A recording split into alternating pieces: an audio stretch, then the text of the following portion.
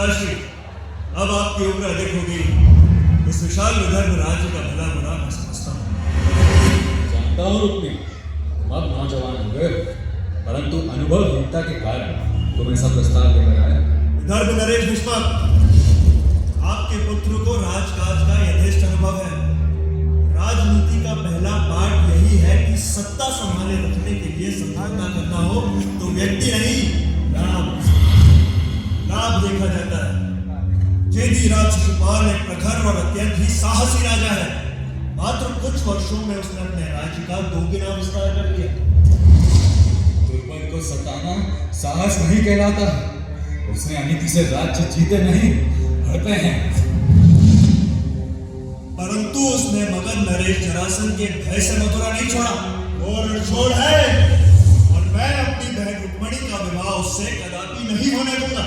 रुक्मणी ने उसका प्रस्ताव स्वीकार नहीं किया है और बिना अपनी पुत्री की सहमति के उसका विवाह एक अहंकारी कटुभाषी शिशुपाल से कर। यह संभव नहीं। अपनी सत्ता के लिए मुझे आपकी और रुक्मणी की सहमति की आवश्यकता नहीं है।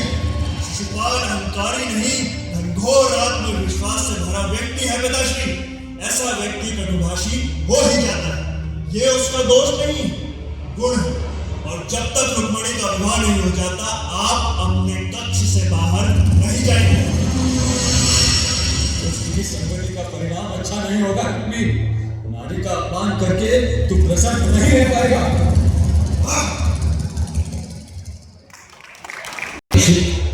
तब राजा भीष्मक की राजकुमारी रुक्मिणी ने भगवान को रुक्मिणी का संदेश दिया कि दुष्ट भ्राता रुक्मी बिना उसकी सहमति के उसका विवाह क्रूर कटुभाषी शिशुपाल से कर रहा है, जबकि वह मन ही मन माधव को अपना पति परमेश्वर मान चुकी है। तब प्रभु ने क्या किया? भगवान तो भक्तों के अधीन रहते हैं। नारी का अपमान उन्हें तनिक भी सहन नहीं होता है। वह विदर्भ गए थे, वहां रुक्मी को संदेश भी पहुंचाया, परंतु रुक्मी का अहंकारी प्रत्युत्तर पाया। शिशुपाल ने भी उन्हें वहां बहुत अपशब्द कहे। तब गोविंद ने शिशुपाल को धृष्टता की सीमा न लांघने की चेतावनी भी दी। उन्होंने रुक्मिणी के उद्धार का प्रण लिया। जब रुक्मिणी देवी दर्शन के लिए मंदिर जा रही थी, तब उसकी स्वीकृति पूछकर वे रुक्मिणी को अपने साथ द्वारिका ले गए। अपने आप को वीर मानने वाले रुक्मी ने आक्रमण नहीं किया था, परंतु मुरारी ने उसे शस्त्र विहीन कर दिया। तब भी रुक्मी का अहंकार कम नहीं हुआ, तो उसका मुंडन करके उसे छोड़ दिया। भगवान ने द्वारिका में रुक्मिणी से विधिवत विवाह किया। जय हो वासुदेव कृष्ण की जय हो। महर्षि, भगवान मथुरा से उज्जैन और उज्जैन से द्वारिका किस मार्ग से गए होंगे? इस बारे में थोड़ा सा बताइए। मैं श्री नारायण हरि की तरह सर्वज्ञाता तो नहीं हूं, पर तुम्हारी जिज्ञासा को शांत करने के लिए संभावित मार्ग बताता हूं। मथुरा से मत्स्य जनपद के विराट नगर से आगर होते हुए अवंती पहुंचे होंगे। यहाँ से फिर अंधेरा, बदनावर, पेड़लावत, आनंद होते हुए द्वारिका पहुंचे होंगे। मुझे आभास है कि मित्र वृंदा और कृष्ण लौटते में परशुराम जी की जन्मस्थली भी अवश्य गए होंगे। अग्र पूजा की श्री कृष्ण देवन के लिए उन्हीं को सबसे आगे ले। ब्रह्मा शंकर पूजत जिनको पहली पूजा दीजिए उनको। बहुत हम सभी सहमत हैं। अति उत्तम, अति उत्तम। भगवान वासुदेव श्री कृष्ण की जय हो, जय हो। किसने कहा कि सभी राजा और महर्षिगण सहमत हैं? क्षमा करें, हम सभी महर्षिगण सहमत हैं। परंतु मेरे जैसे अनेक राजा हैं जिन्हें ये प्रस्ताव पसंद नहीं है।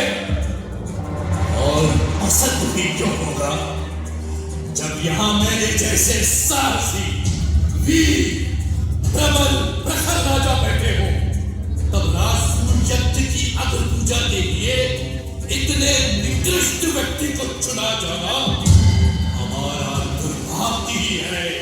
वो व्यक्ति जिसे हमारे बीच बैठने का भी अधिकार नहीं है, इसे देवता की उपाधि दे रहे हो? अरे मेरी भुजाएं फड़फड़ा रही है। मैं निर्दयी शिशुपाल इस चयन का विरोध ही नहीं करता हूं, वरन अनुचित छल से दूसरों को मारने वाला ये छलिया, बहुत सारे विवाह रचाने वाला ये रसिया, क्या किया है इसने बचपन में? है दूसरों का माखन चुराकर बड़ा हुआ ये माखन चोर, गांव की सुशील और सीधी सादी गोपियों को रात रात भर नचाने वाला ये रास रचैया, जिसके जन्म की सूचना मात्र से 7 संतानों की अकाल मृत्यु हुई, ऐसा अपशकुनी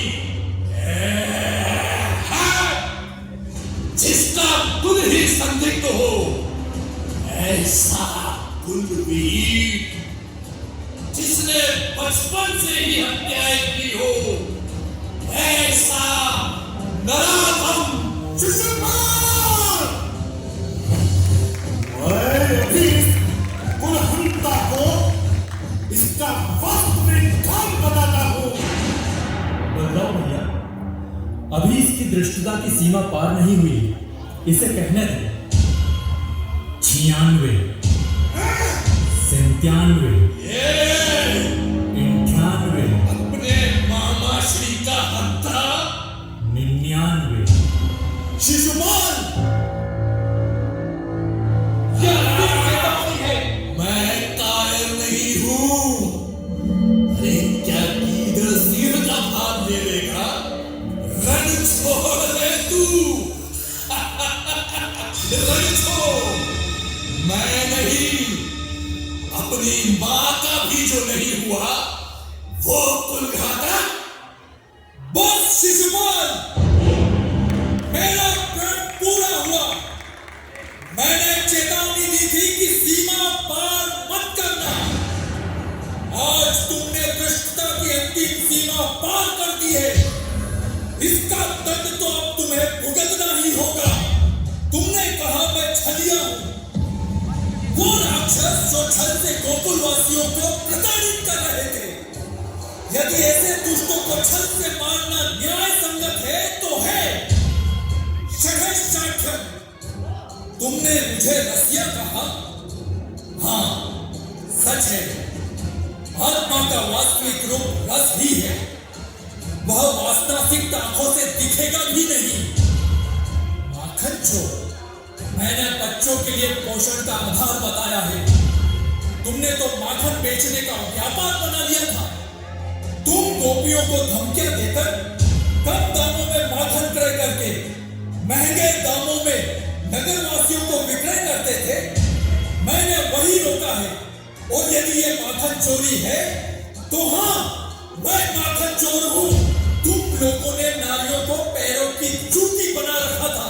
उसका बस एक ही काम था, दिन भर कामों में जुटी रहे और तुम्हारे भोग की वस्तु बनी रहे। तुम्हारे लिए नारी वंश बढ़ाने के साधन के अलावा कुछ नहीं थी। मैंने नारियों की भावनाओं को उच्च शिखर पर रखा। मेरा राज तुम जैसे वासना से भरे लोगों को कभी समझ में नहीं आएगा। अपने स्वार्थ के लिए मानव को जाति पाति में बांटने वाले तुम कुल की मर्यादा को क्या जानोगे? हाँ, मामा का वध मैंने किया है और हर उस दुष्ट का वध करूंगा जो नारी का अपमान करेगा।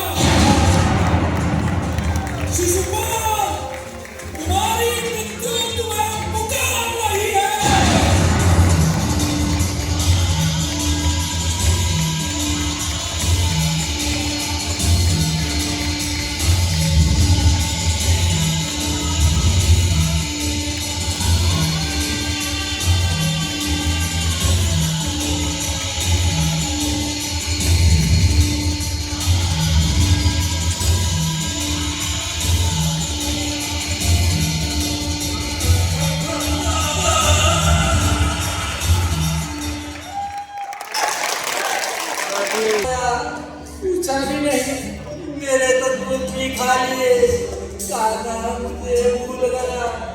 पूछा अरे, सोचते सोचते नगर कब आ गया पता ही नहीं चला।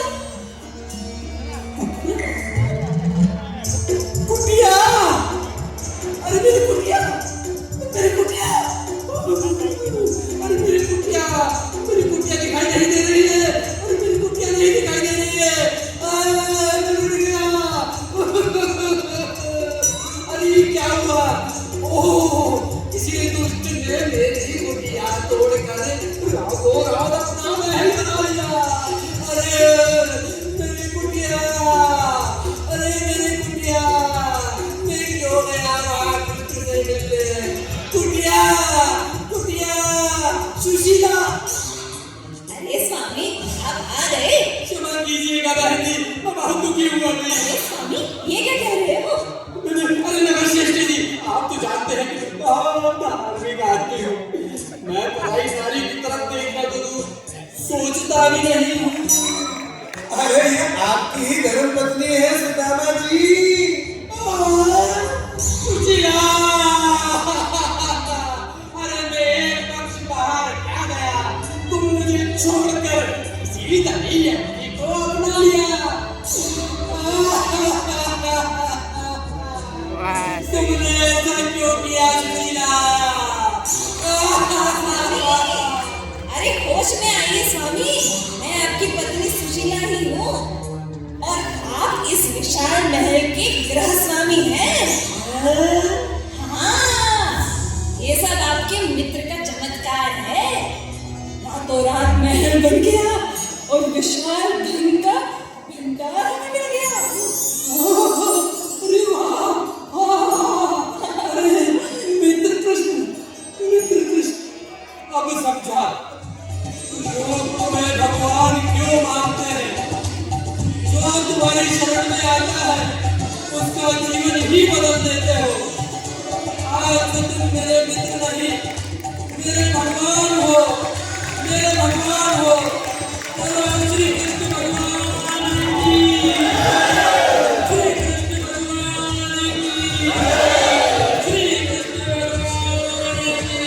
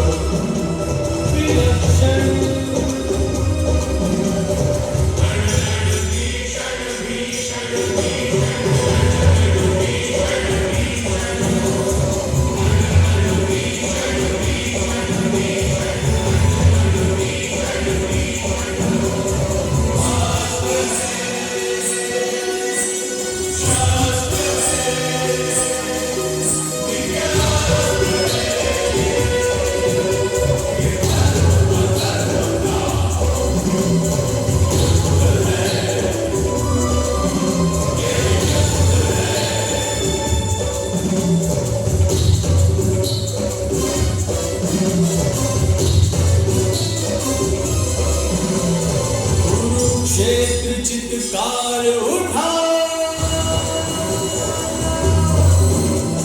नभ में अलग ही साज उठा। केशव ने रथ आगे बढ़ाया, हाथ को गांडीव धरा हुआ पाया।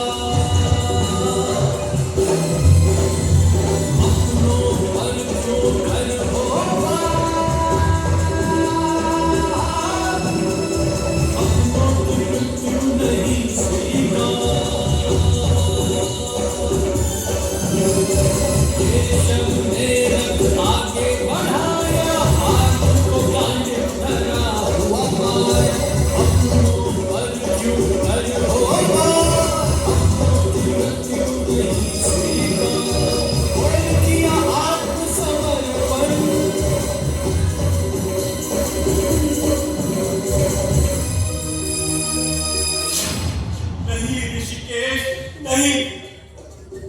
ये मेरे लिए संभव नहीं है। हे केशव, मेरे सम्मुख मेरे बंधु बांधव खड़े हैं। ये वो लोग हैं जिन्होंने बचपन में मुझे गोद में खिलाया है। केशव, मेरे रोने पर मुझे बहलाया है, मेरे गिरने पर या तनिक भी चोट लगने पर मुझे सहलाया है। केशव, सहलाया है। जिन्हें मेरी जरा सी चोट भी दुखी कर देती थी, उन्हीं के वक्त को अपने तीक्ष्ण बाणों से छलनी कर दूं। केशव, ना प्रभु ना। किस काम की ऐसी सत्ता जो बांधवों की दुर्गंधित लाशों पर टिकी हो? क्यों चाहिए हमें ऐसी सत्ता केशव? क्यों? जिसमें विधवा प्रलाप मासूमों की चीखें गूंज रही हो प्रभु, मासूमों की चीखें गूंज रही हो। धनंजय, यह निराशा आत्मबोध से उपजा विराग नहीं, ये मोह का आकर्षण है जो तुम्हें दुर्बल बना रही है। जीवन मरण सुख दुख विषय ये सब सांसारिक हैं। प्रज्ञा से परखो, नित्य जीव का शोक और अनित्य देह की चिंता व्यर्थ है। पुरुषोत्तम, क्या ऐसी बुद्धि संभव है जो कर्म के फल को ना चाहे? सव्यसाची, कर्म से ही सिद्धि, परंतु फल की आसक्ति उचित नहीं है। यही ज्ञान कर्म का संन्यास है। अच्युत, ये कर्म क्या है? पार्थ, कर्म अकर्म और विकर्म को समझो। धर्म की रक्षा के लिए ही मैं जन्म लेता हूं। हे जनार्दन, मैं इतने समय से आपके साथ हूं, तब भी मुझ में यह संदेह क्यों व्याप्त हो रहा है माधव? क्यों? गुड़ाकेश, परा और अपरा प्रकृति को समझो। मैं ही पंचभूत मन और बुद्धि, मैं ही सृष्टा, मैं ही करता हूं। मुझे भजने वाले अर्थार्थी आर्त और जिज्ञासु, किंतु जो मेरे ज्ञान को प्राप्त है उन्हें मैं अपने ही समान मानता हूं। वे मेरी दिव्य सेवा में तत्पर रहकर मुझे प्राप्त करेंगे। ये सब मुझ में ही जन्मे हैं और मुझ में ही समा जाएंगे। हे अर्जुन, अज्ञान को दूर करो, कायरता को त्यागो और सत्कर्म में प्रवीण होकर अपने स्वयं में व्याप्त धर्म का संहार करो। स्मरण रखो, कर्म ज्ञान संन्यास ही सबको मोक्ष दिलाएगा।